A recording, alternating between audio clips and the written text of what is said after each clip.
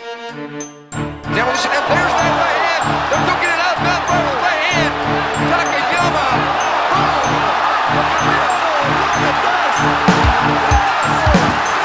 Green trunks for the southpaw, the notorious Conor McGregor. Black trunks for the champion, Jose Aldo Jr. Conor relaxed, smiling. Oh! Nate Diaz, you just shook up the world. How's that feel? Hey, I'm not surprised.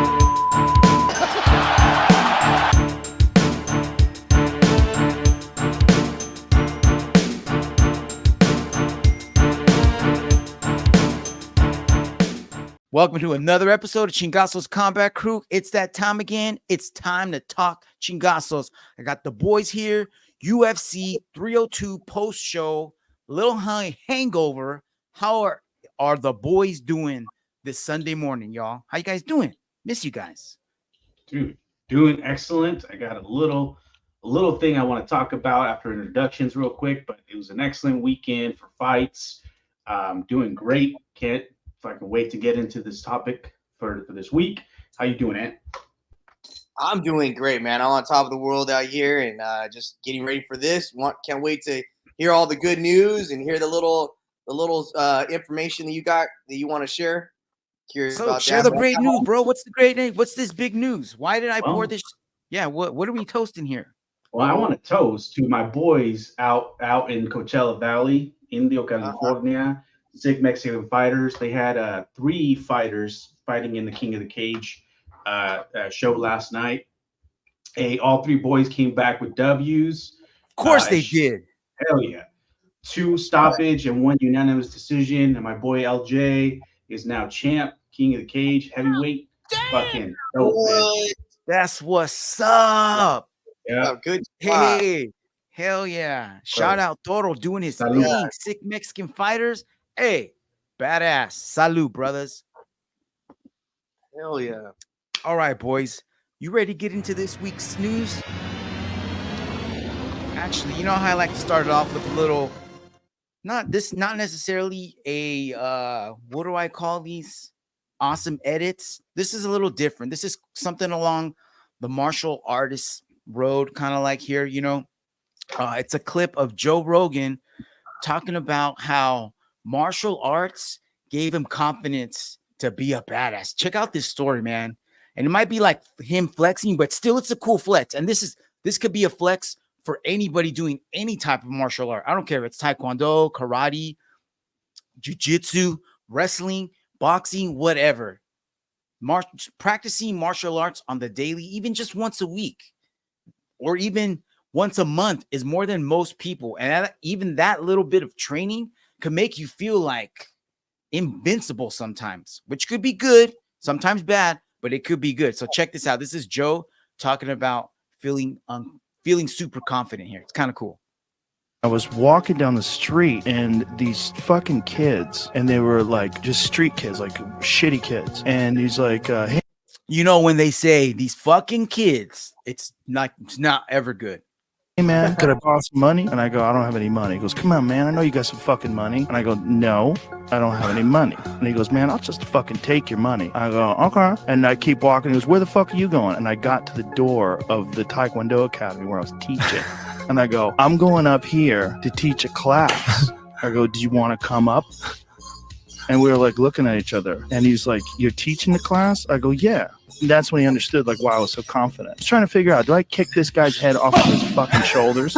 Or do I just calmly walk up to the door and go, I'm going up here to teach a class? I was walking. Or option 3, I was pull walking out a down the board street and have him hold it, and then you kick it with a spinning triple kick. Nah, I just thought that was super cool, man. And if you're out, I mean, I was talking about this with the Rivalry Jiu-Jitsu crew online. We were going back and forth, and somebody posted something, and I was like, hey, shout out to all the dads in this group, man, that enroll their kids in any type of martial art, man. You guys are doing good by your kids, man. That's awesome. Anything you guys want to add?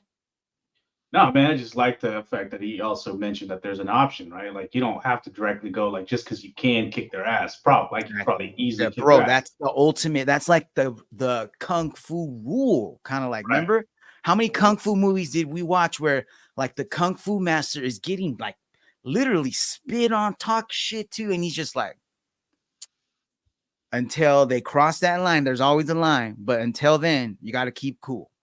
Yeah. So be like Joe and be cool. All right, boys. One more quick shout out here. I want to shout out to a new follower I found over the week at AJ_MMA_. Bro, check this out.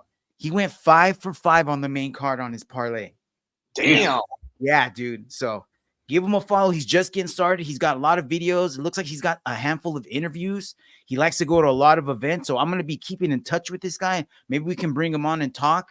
And yeah, dude, give him a follow. Like I said, he's just getting started. So at AJ_MMA on Insta. All right, boys. Let's go right back to Joe Rogan. This last week, I believe, Craig Jones went on all the podcasts, but he started off on the JRE podcast. And you know what? He talked about the everybody keeps calling it the CGI, but it's a CJI. So it's the Craig Jones Invitational. And he just dropped out basically the same details that we've been saying on here. $1 million for each bracket. There's going to be a guy's bracket and a girl's bracket. Each division is going to have 16 competitors, $10,000 and $1 to compete. And after that, if you don't win, you just get that 10K. Does that make sense? That's still pretty good, man. It's still super good because in ADCC, if you don't win your bracket, you're not even going to get 10K.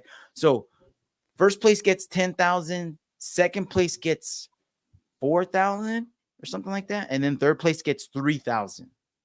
So that's it. That's it, dude. I thought it was more than that. For some reason, I really thought it was more than that, but no. I'll do the research and come back next week, and I'll post the actual pay lines for all of that. But that's what he said.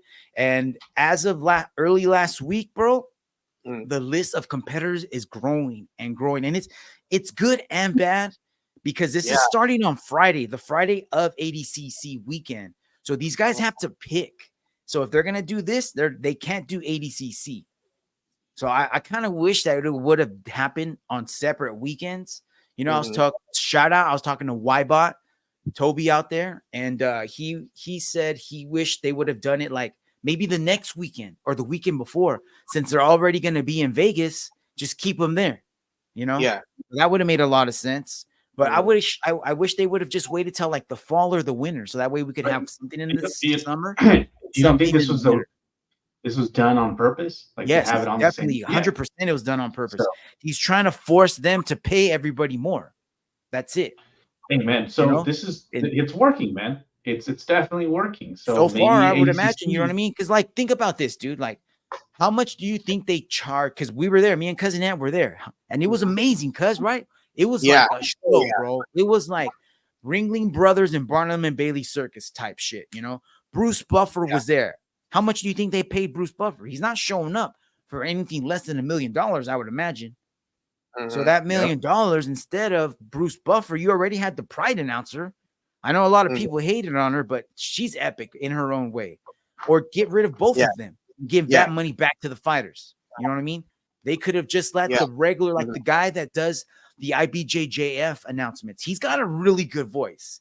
And a lot of people recognize it. Why not bring him over? And I know it would have been a fraction of the cost, you know? So these are just little details that a lot of people online have been bringing up, you know? So what do you guys think out there listening or watching? You think this is good or bad? You wish it was the same week? Are you okay with this the same weekend?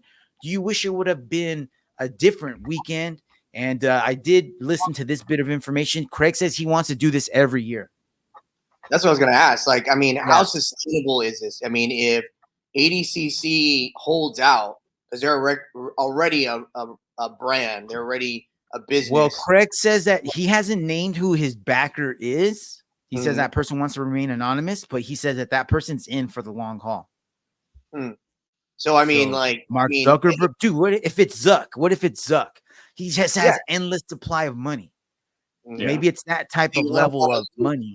Who knows? You know? What's that? I mean, is he going to want to, I mean, thinking about it like business wise, you know, you can hold out for as long as, but at some point you got to make the call. Like, this is just a losing asset here. This is, you know, do you really, if you have that much money, you know what I mean? What if you're like the Sheik, like the oil, The Sheik who first started the whole ADCC, he started this like in the 90s, and he's never turned a profit. You know what I mean? He's just doing it for the love. So I mean, if you got billions of dollars and you're like, you know what I mean? You're like one of the richest people in the world. Change. It's pocket change. I mean, to us, it's a lot of money, but to them, it's probably not. You know, and they, you know how they work their way around things. So what about like the fans? What about like the true MMA fans that are not really concerned with the money per se from the like obviously the fighters are worried about the money, but the fan perspective, I mean, ADCC was what it was last year for you and I because of those matches between those fighters. And now that Craig Jones is doing this, and which I understand his reasoning, but for the fans, we want to see some of these matches. We want to see some of these people go against each other or rematch. You're absolutely you hit a home run on that, bro. Like one of the let's look at who's hopped over already. Look at this list: Joseph Chen, Nicky Rod, Andrew Tacket, William. Dude, just Andrew Tacket alone. Now we're not going to get to see Andrew Tacket, Mika Galvão. Yeah. How sick would that match have been? So that's the other flip. That's the other side of this coin. You know what I mean? Mason Fowler's not going to be there no more. Nicky Rod's not going to be there no more. There's a lot of matchups that we were really looking forward to, and the athletes are getting paid more. There's going to be a whole lot more eyeballs because Craig also said that his show is going to be free on YouTube. Oh shit! So, well, I mean, really, what about the only going to be able to, defend her title? She's a two-time. That's the other thing. That's the other thing. Well, I don't know if any of these guys are gold medalists in ADCC except FFion, but FFion is. But dude, the girls get paid even less in ADCC. I think she said that she would get $5,000 to win, and she's like, "I'll make that in a seminar, bro." That's a slap in the face. Yeah. So she was on board early on. So I mean, hey. Yeah. Do you think that some of these guys are going to use this as an excuse, though? An excuse to like, because like, look, I'm going to say Luke Rockhold, he's up there right now. You know, he's not a ADCC champion, whatever. And he's going over there. He's going to get more hype. He's going to get more money. Would he be using that as an excuse? That's what I thought too. But you know what? I've always heard that he is a stud on the mats. I've heard Buchecha say like he subs me, not all the time, but he's gotten me. Craig said he rolled with him just last week and he subbed. He was like, I don't even know how he got me, but he got me. He's like really high level, if that's all, you know what I mean? So he did do the bare knuckle a while ago. He did do karate combat. Dude, let's see. I've always heard, you know what I mean? He does have 6 subs in jiu-jitsu arena in the cage, but now he's going against jiu-jiteros, you know? Yeah, but I'm not saying if he can hang with Craig, like I'm glad because he's going to bring a lot of attention. You know what I mean? So not everybody from ADCC is going to jump over. So maybe that's a sign that they're having a hard time filling slots. Yeah. But I mean, what about like Rod? We were expecting him. He's been talking all this shit about going against the GOAT. I can't even think of his name right now. Gordon. And now he's going over there. Is that going to be his excuse of why he didn't I wouldn't say it's an excuse because we don't even know what Gordon is going to do other than the super fight. And why not why not try to set up?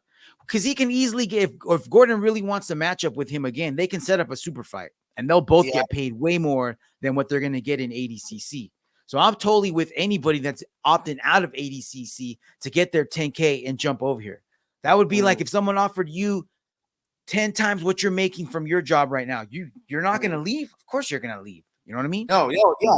As much as you love your job, you would probably leave because it's going to benefit you in the long term, especially if you knew that you could get that contract back at another time if you really wanted that, you know? So, I don't think so, man.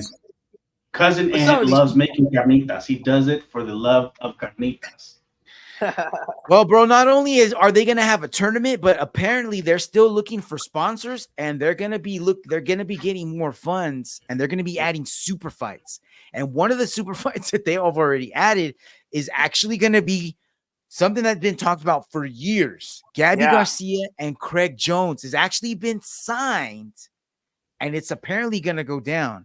And on the Rogan podcast, Craig said that he had a match in the works that he couldn't mention yet. And Joe was like, hey, just tell me and we'll edit it out. So they chop, you can tell right when they chop it, and then they go right back. And Joe was like, oh my, whoa, that's going to be killer. So, oh shit. I don't know, dude. I don't know. Could it be Khabib and GSP? Could it be that level? I don't know. But supposedly it's a retired fighter and it's going to be amazing. So we'll see. We'll see, man. More to come soon. So stay tuned. Guys, you know what's going to go down on Friday night. right. It's that time again when we have not had bangers like this in so long. And this one is full of bangers. Like UFC 302 was full of staph infection. Let's go over the bangers, man. Check this out. Going down 167 on Amazon Prime Friday. Tell your boss you got choro and you got to leave an hour early. Just tell him I shit my pants. They won't even ask any questions. I promise you. I've done it like 17 times. About to be 18. Let's go over the bangers.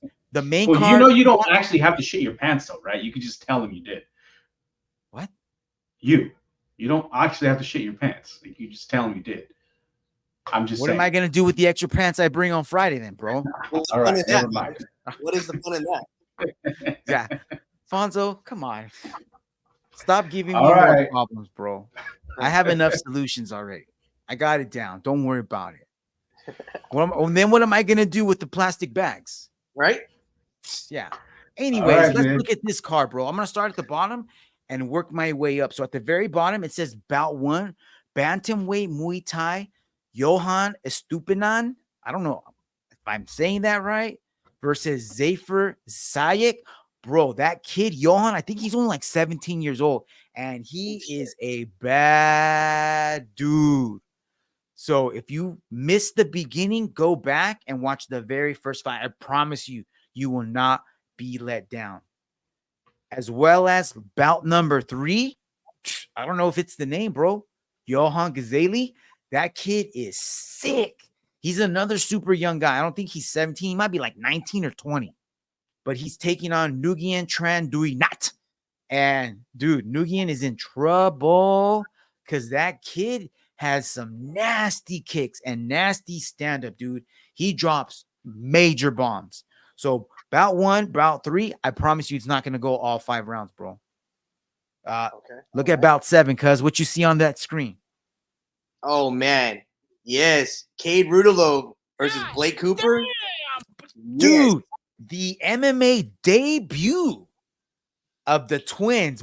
Dude, this is so awesome. This is so, I love this. I love this because I remember when I first started jiu-jitsu, Kade and Ty were like, they were like 5-year-olds, 4-year-olds, and people would take pics with them because everybody thought they were super cute and they would do these jiu-jitsu. Look at them now, bro. I'm getting chills talking about them because that's how much I love both of these kids, dude, because they bring back that old school jiu-jitsu spirit where it's like, hey, live or die, bro. We're going for the sub every time. And now I know they're going to bring that same level of energy to MMA, and I can't wait for this, dude. I cannot wait. It's going to be so much fun to watch. Shout out, Kade. Bro, I love you, man. Sending you all the positive vibe and energy you need. I know you don't need it, but it's going to be so fun to watch. And then bout 9, cuz look at that. We get a grappling match. Mikey Musumeci going up in weight, taking on the bigger Gabriel Sosa. So that's going to be a fun match. And even bout 8, dude. Bantamweight Muay Thai, Liam Harrison, Kazuki Kitano. You know Liam Harrison comes to bring the pain, dude. That's going to be a bad match. And then look at co-main event, bro. Rotang and boring fight are 2 things that will never be said in the same sentence. I promise you. And then the main event, Tawanchai, Joe Nattawut. Bro, they're fighting for the pride of Thailand. They're not going to give up, bro. This is like 2 Mexican boxers going at it. This is going to be sick, dude. It's going to be sick, dude. So stay tuned. Friday, we'll have results on next week's show. All right, guys. Me and Fonzo talked a little bit about this earlier in the week, I think, bro. Did we talk about this last week? last week. Yeah. So I think this has been going on a little bit more in detail. So the Joaquin Buckley Cub Swanson beef. I wanted to talk about this with Cousin Ed. Cuz, you aware of this situation here? No, I wasn't. All right. So apparently, well, actually not apparently, really what happened was Joaquin Buckley said something that he could beat GSP. If he had a fight with GSP right now, with GSP in his prime and Buckley in his prime, he would sleep GSP. Facts or get the fuck out. Yeah, get the All fuck right. out of here. You already know. You already know. So Cub Swanson, he's on the same page as you, and I would agree. Cub responded and said, better men have tried and couldn't do it. Then Buckley responds, get your ass on a winning streak first, Cub, talking about better men. Then Cub Swanson responds, I'll work on that, homie. Go ahead and keep chasing clout. Just don't disrespect the legends of this sport. You haven't done enough yet. Then Buckley responds, disrespect? Nah, see, you never once been on my page. And you talking nonsense. I'm gonna fucking fighters fight. And for me, GSP is the GOAT. But in my humble opinion, I knocked GSP out at this stage of my game. Just my opinion, ho. Very humble. Super. Yeah. Yeah. Right. And then Cub responds, I was being honest when I said better men have tried. You're sipping too much of your own Kool-Aid. I've been here. You just got here. Have some motherfucking respect, little boy. And then Buckley responds, industry full of hoes. See, when you treat me like that, a little boy, or see me. So when you see me, treat me like a little boy, please. Pray hands. God. Oh my Dude, God. why you picking on what's Cub, a featherweight? Bantamweight? Come on, man. Yeah. Pick on people your own size, Buckley.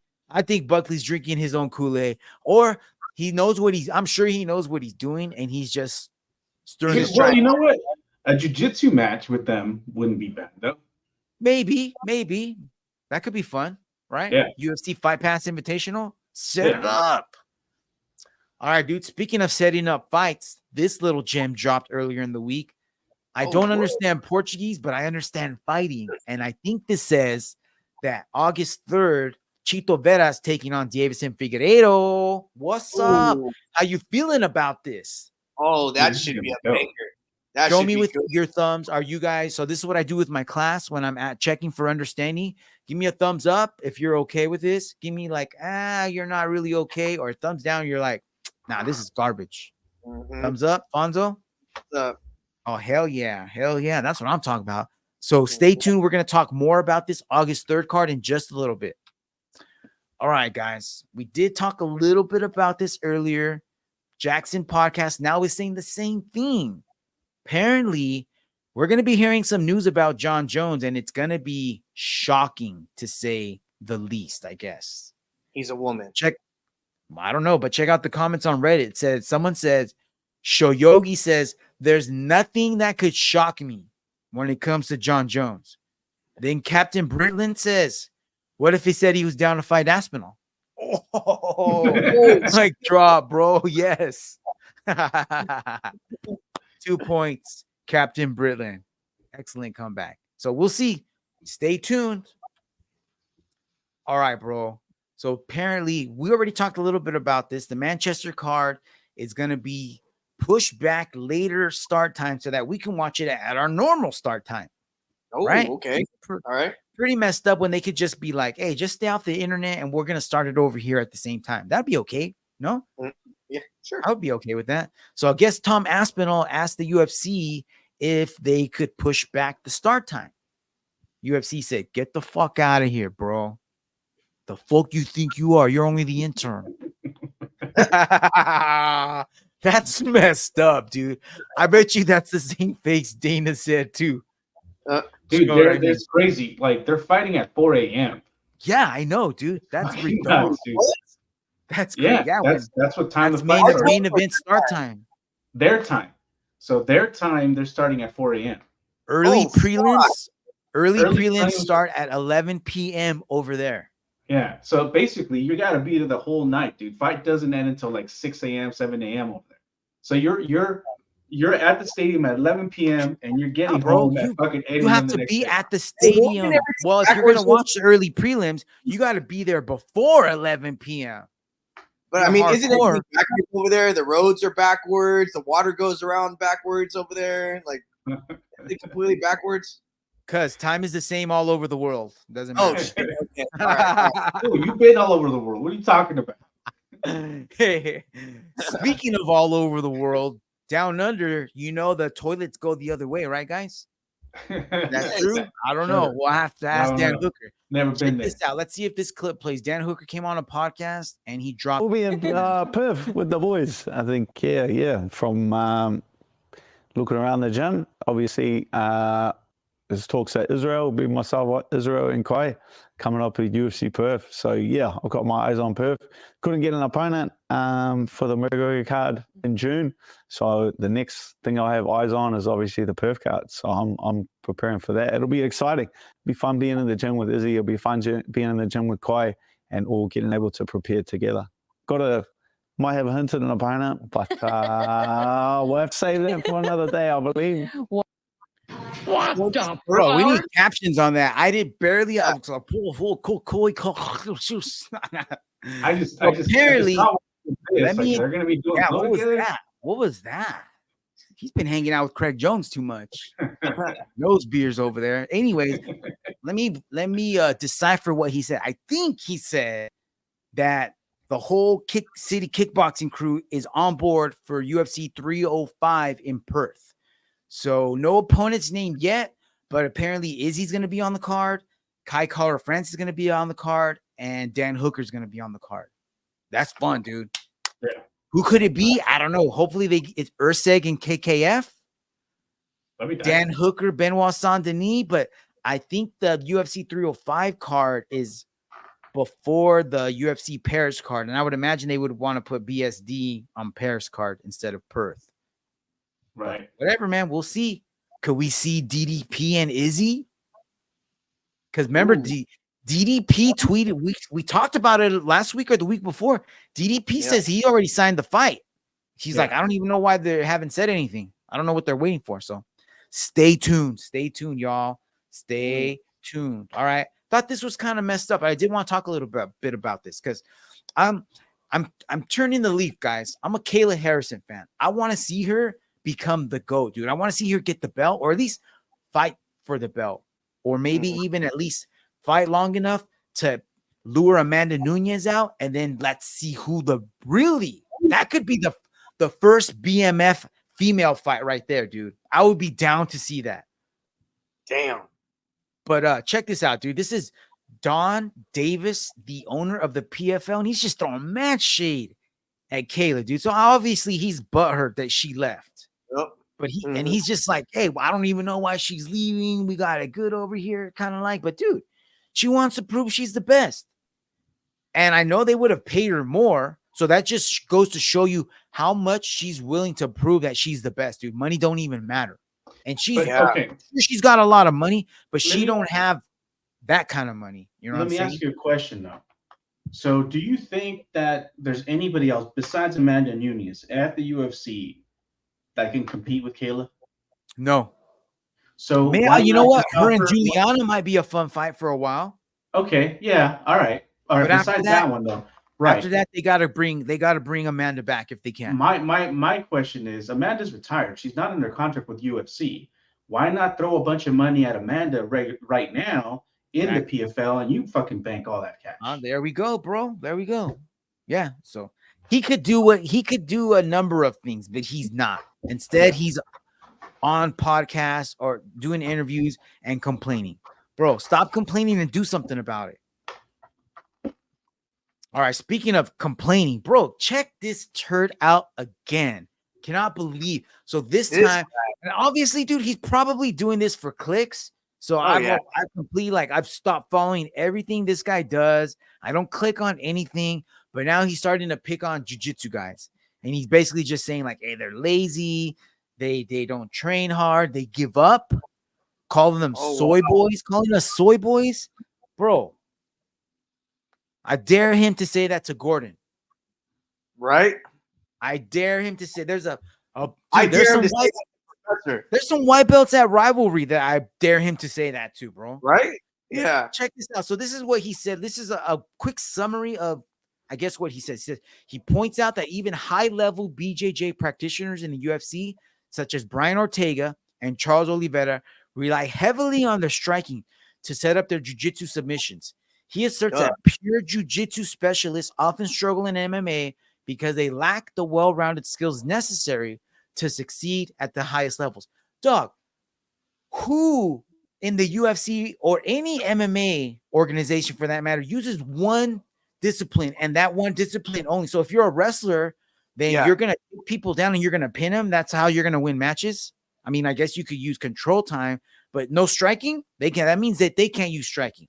So you're a Muay Thai guy. You're not going to go for takedowns and use your elbows and ground and pound on the ground. Like, this is a stupid take, dude.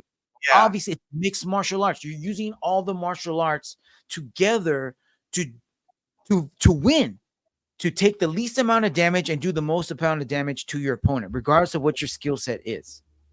I thought this was just a sour take by him, reaching for clicks as usual. So if you're a white belt and you owe me something, go get this guy. I promise. I give you get him, Frank. I'll get him. All right, guys, let's talk a little boxing right here. You know, we talked about this a couple weeks ago, Tyson Fury, Alexander Usyk, but apparently the rematch is already in the books, bro. But this tweet got deleted. So His Excellency Turki Alashikh said that December 21st rematch is going down, but for some reason he deleted the tweet almost like right after he posted it. So we'll see if more comes out of this. All right, guys, you guys want to hear Uncle Dana talk about August 3rd? Yes. Exactly. Check this out.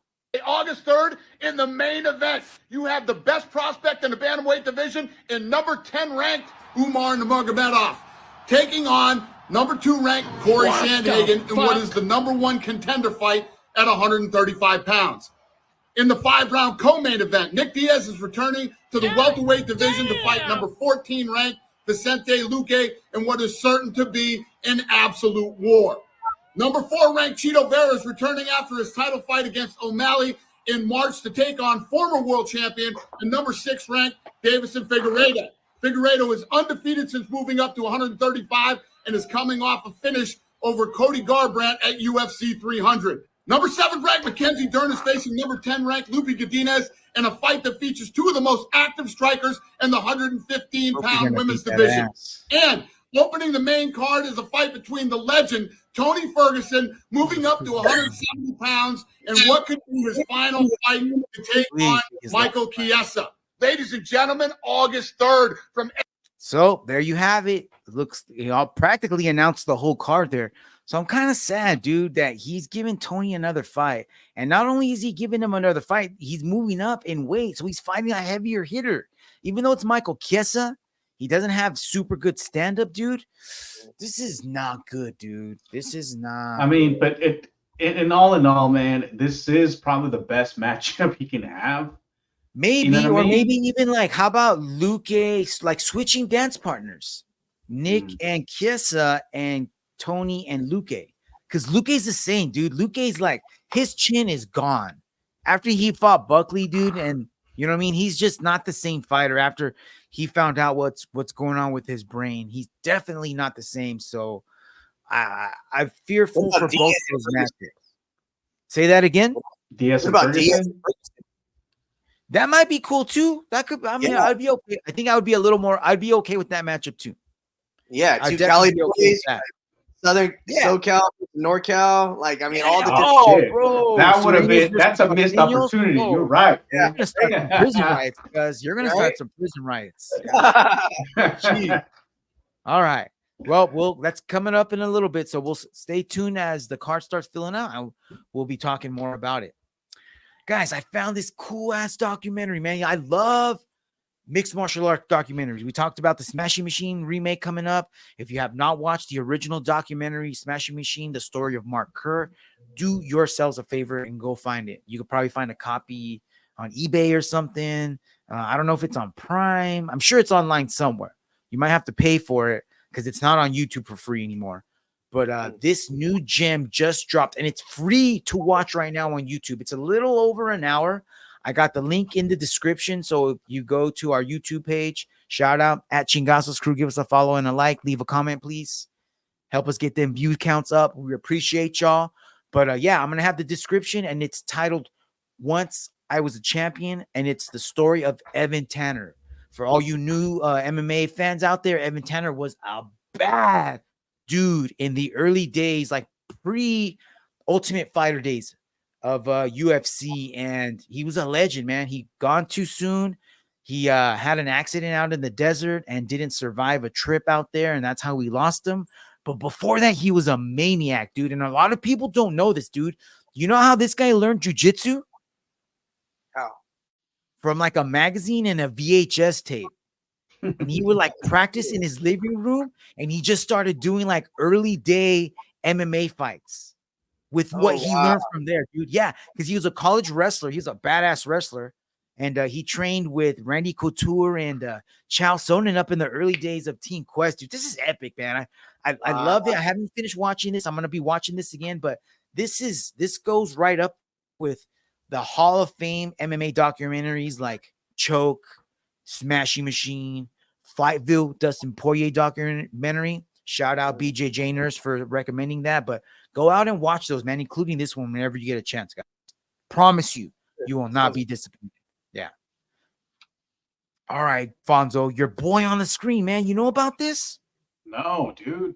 Dude, check it out. Read that headline. Tell everybody what we're going to be talking about right now. Jack Della Maddalena suffers nasty infection after broken arm surgery. Shit. Dude, so apparently he broke his arm when he fought Durinho. Yeah. Shit. Powered through that, got the rear naked, and then had to get surgery. And I guess as it was healing, he found out he had an infection in there. So now it's going to take him even longer to get back into the octagon. So there's no way he's going to be able to fight Shavkat if that's what was going to happen. So guess who wants to step in? Cousin Ant's favorite new fighter, Joaquin Buckley. Buckley reacts to JDM's injury and calls for a fight against Shavkat for the Tampa fight night in August. I got the top 11 on the screen in the, what is this, middleweight division? Welterweight, right? Sorry, my bad. Welterweight division. Buckley at number 11, Shavkat at number 3. First of all, does that fight make sense for Shavkat? No. Hell no.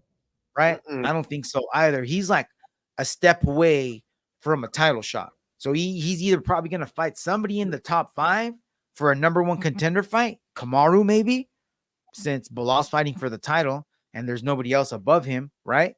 That would make sense. Right, yeah. But apparently Shavkat did respond, and he says, I thought your Connor call out was delusional, but you've actually outdone yourself this time. So, Buckley actually, dude, Buckley does have, out of 19 wins, he's got 13 by knockout. But yeah, but who are those 13? Exactly, cuz exactly. Facts, bro, facts. You can knock people out, but who are you knocking out? You know what I mean? Like, I can go to kids class and come out with 20 subs, but it's kids class, bro. Still fun though. All right, guys. So I posted this on the socials earlier in the week. Apparently, there was a couple rounds of staph infection going around, starting with Islam. He looked like he had a little cigarette burn on his leg. And guess who else did? Our boy Polo. Polo had that one looks even worse, man. Dude, he does, man. Like, remember? He got it on his arm that one time. Yeah. Yeah, so I was wondering if this was going to happen. That might be rug burn, though. Mat burn. On the top of his. I've had that before. I don't. Maybe we need a closer look at it. Like if it's just on the top, then yeah, it could be the rug burn. But if there's some depth to that, then yeah, that's fucking staph all the way, bro. So I was wondering if this was going to have an effect on the fight, or if it was going to show up at all. And we'll talk about that in a little bit as when we get to that. Yeah, we're only going to talk about a handful of fights on the Can we get a pause? Yeah, definitely. I need to get another. Ciao. Cool. Get some more coffee.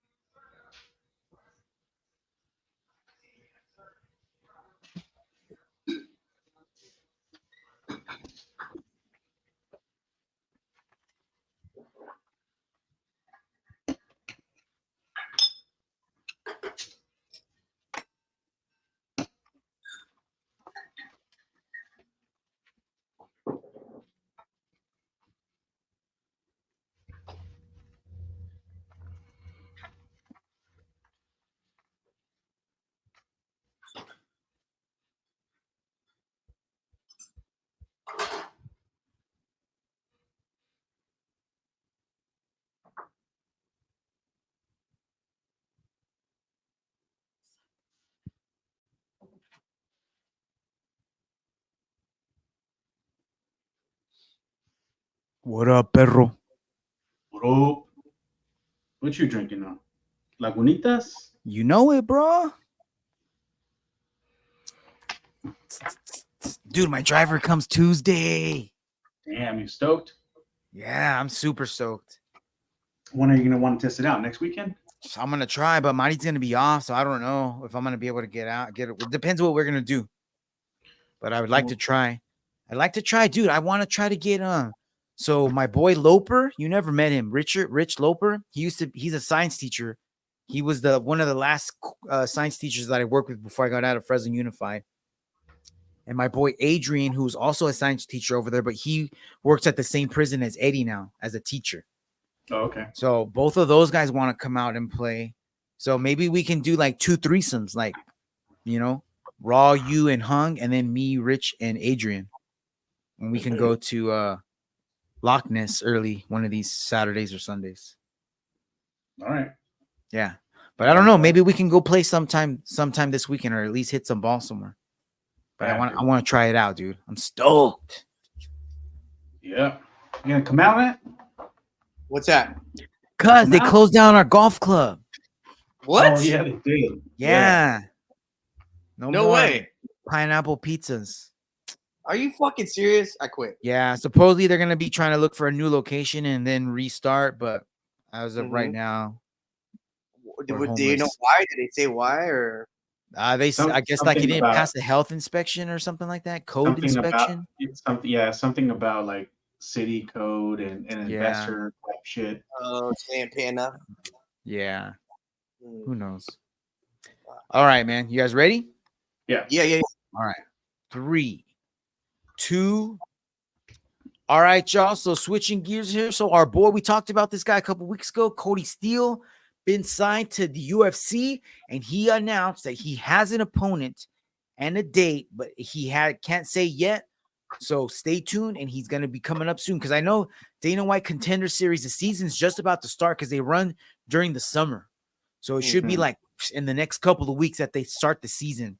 So I don't know if he's going to be on week 1, week 2, week 3, but stay tuned. I think they run these on Tuesday afternoons.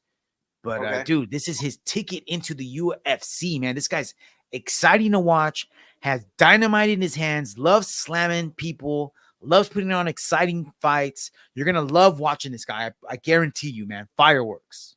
Where can you watch the Contender Series? On UFC Fight Pass. Good question, cuz. UFC Fight Pass. All right, gentlemen, let's talk UFC 302 results. Not the whole card, only I got co-main and main events, if that's okay. If you guys want to talk about any other fight, bring it up. But I don't have anything in the presentation on that. So let's start with Deshaun Strickland taking on Paulo Costa. Boys, what'd you think of the fight? You know what? It was impressed. What'd you say it? I did not surprised. But I'm not impressed by your performance. Were you impressed though, or not? To fight you in the near future. Yeah, with Strickland. You were impressed with Strickland? Yeah, I mean that's the same shit he did to Adesanya and Adesanya couldn't figure it out. But you think Paulo that's Costa- impressive though? Yeah, because I think Paulo Costa, he could have tried to like muscle him. He could have tried taking him down. You know, we've never seen Sean Strickland's ground game. If anybody was going to try and test it, Paulo Costa could have maybe. But he doesn't have good takedowns though. What's that? Costa doesn't have good takedown offense. Yeah, we don't really. You know, at the same We never time, see his ground game. He never uses it. This is so I posted something on the socials early in the week, and I had some conversations with some people, and this is exactly what we were all talking about.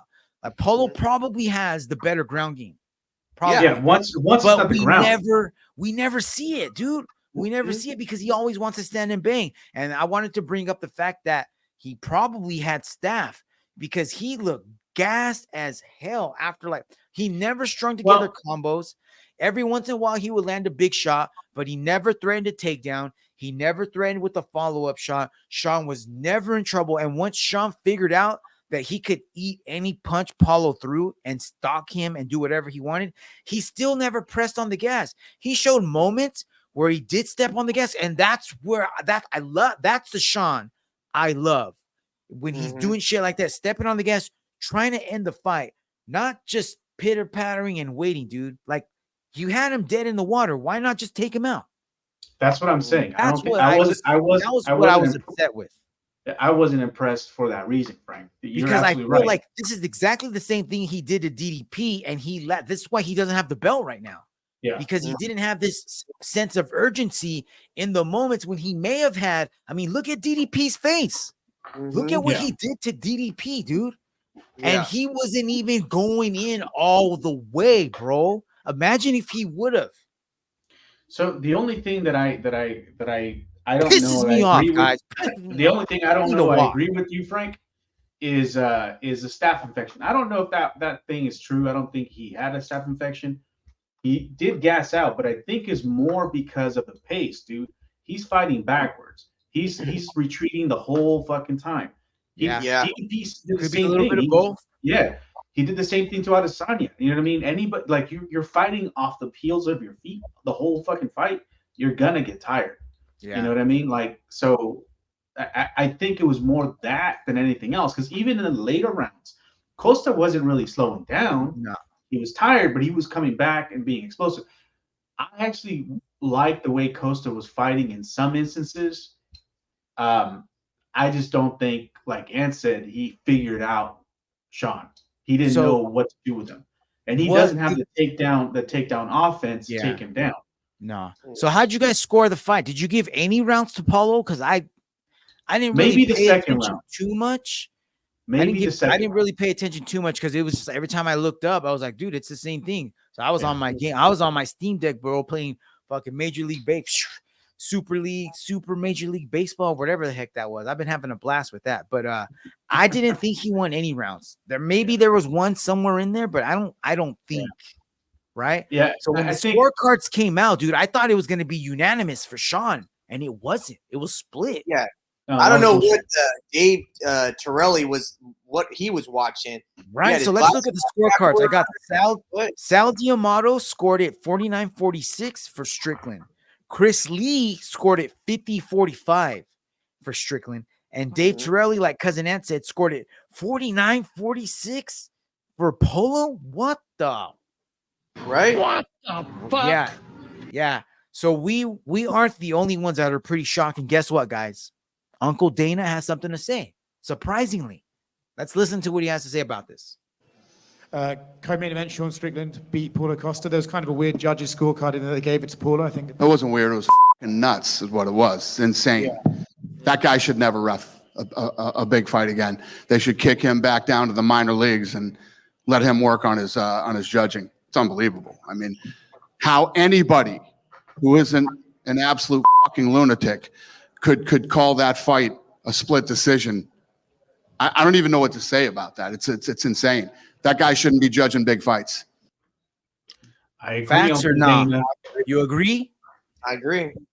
Yeah, I agree with Uncle Dana this time around, man, for once. Maybe he got the names backwards. Maybe he thought Paulo Costa was that's what's dyslexic. Cool. He just flips it over. What if he's all the boxes? Dude, have Have you guys been seeing that new meme that's going around with the monkey from the Planet of the Apes when he's like, oh, somebody needs to make that for that ref when he realizes he fucked the names up. He got the names backwards. Like, His man, card was upside down. dude, So he turns in his card and he looks over at the other judge. He's like, man, Paulo Costa beat that dude's ass, huh? And he's like, Paulo Costa, man, John Strickland. He's like, no, Paulo Costa. He's like, no, bro, that's point at Paulo, and he points at Paulo. he gets him. Oh, I could see it. I could totally see it. All right, boys, time to get sentimental. Get the tissues out. Fuck. Fonzo, put away the lotion, bro. That's not what we're talking about. We're talking about Islam Makhachev and Dustin Poirier. Main event, boys. Before we get into this, what kind of vibes have you been feeling all week going into this fight? Like positive, negative? Were you hoping for the best? Did you like it's coming, bro? I already know. I was anxiety, nervous as fuck. I was like, I wanted my boy to win. I thought that he could. I was just nervous. You know what? Honestly, dude, I actually wasn't any of that. I really thought this was gonna be a slaughter, one of those boring fights. I thought it was gonna be just fucking Makhachev, just smothering Dustin the whole time. And that's what it was at times. So we'll talk about that in a little bit. But I want to share right now. What I'm saying is I just didn't. I wasn't having big expectations for the fight. I see. All right. That was it. Yeah. All right, guys. Let's start with this epic ass fucking walkout right here, though, bro. Right? I got the whole thing. Woo. And the last time we see the diamond walk into the cage, bro, may have been. So if it was, hey, I just want to say this, man. I heard this a long, long time ago, man. Don't be sad that it's gone. Be happy that it happened, bro. Damn, so you should make pillowcase out of that. If you live, laugh, yes, love. You gotta sell those, fool. Like you gotta go to the cherry auction.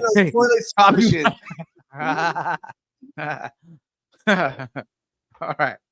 Yeah, so if it was, I don't know, man. We'll see. He sounded like he's ready to go at the end. I didn't want to hear the post-fight speech last night, but I went back and watched it again this morning, and it kind of sounds that way, man.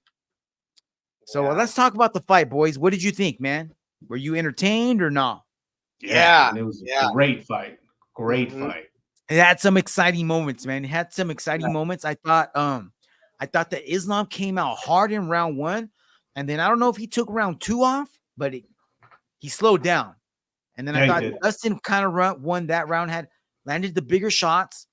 Then round 3, Islam came back, took him down, took the back, busted Dustin's nose up. Round 4, Dustin did a little bit better. I think that's when he busted Islam's forehead up, right? And then in round 5, Islam went right back to what he did in rounds 1 and 3. Took Dustin back, took him down, took his back, and then finished with the rear naked, right? Yeah.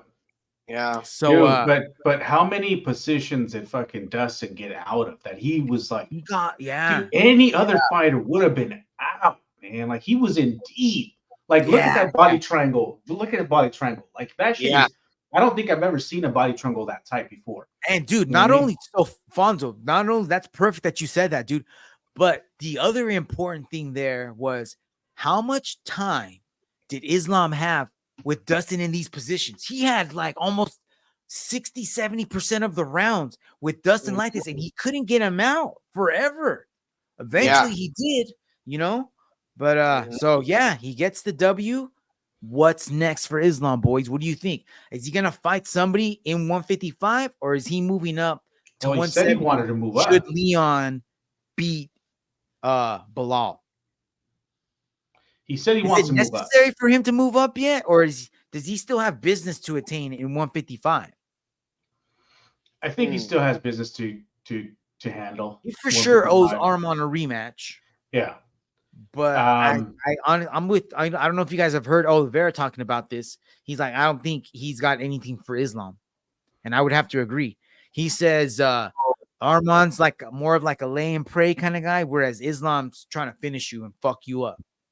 Yeah, he might be kind of salty, but if you look at the way both of these guys fought, like Islam buzzed right through Oliveira. Like, hey, I'm done, bro. You know what I mean?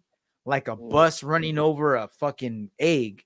Whereas when Arman fought Charlie, it was a lot different. Like, yeah, he manhandled him at times, but he wasn't able to have his way.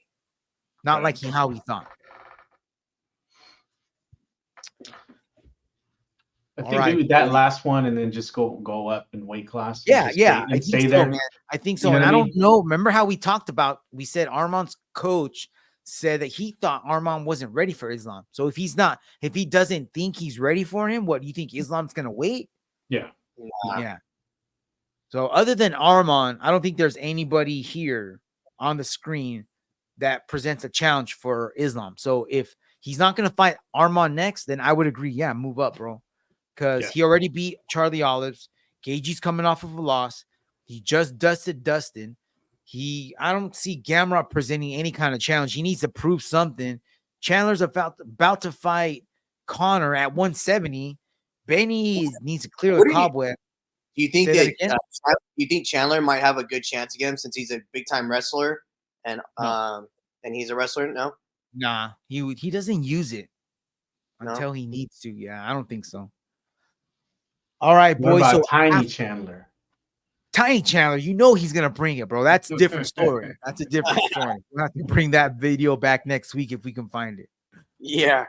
All right, guys. So at the post-fight press conference, Dana White was asked something about Jon Jones. And this, I think I have the question here. Check it out. Let me know if you can hear this. Joe Rogan on the broadcast called Islam the perfect lightweight, and they're just the size, his style of fighting, just his fight IQ. I'm curious, like, where do you rank him in this pantheon of lightweights that we've seen over the years? Yeah, I think he's, one of the greatest of all time. I think he's incredible. I don't think he's the pound for pound best fighter in the world. For anybody to call Islam the pound for pound best fighter in the world when Jon Jones is still fucking fighting is nuts and shouldn't be ranking in the pound for pound or doing any of the fucking rankings ever, if that's what you really think. Jon Jones has never lost a fight ever. He's fought all the baddest dudes in the world. And then when you think about what pound for pound rankings really mean, he moved it up to heavyweight and destroyed the best guy in the world. As long as Jon Jones is still fighting, active, and in the rankings, nobody's pound for pound best fighter in the world. I want to add that this is also the same person that says slap fighting league gets more views than NBA, NFL, Major League Baseball, UFC, NBA, Garbage Pail Kids, Pokemon, and Transformers all together, bro. It depends on the calculation. If you put the X on this side, it does calculate. When you multiply everything times 1,000,000, slap fighting wins. So John heard that, and John is like, bro, yes. Instantly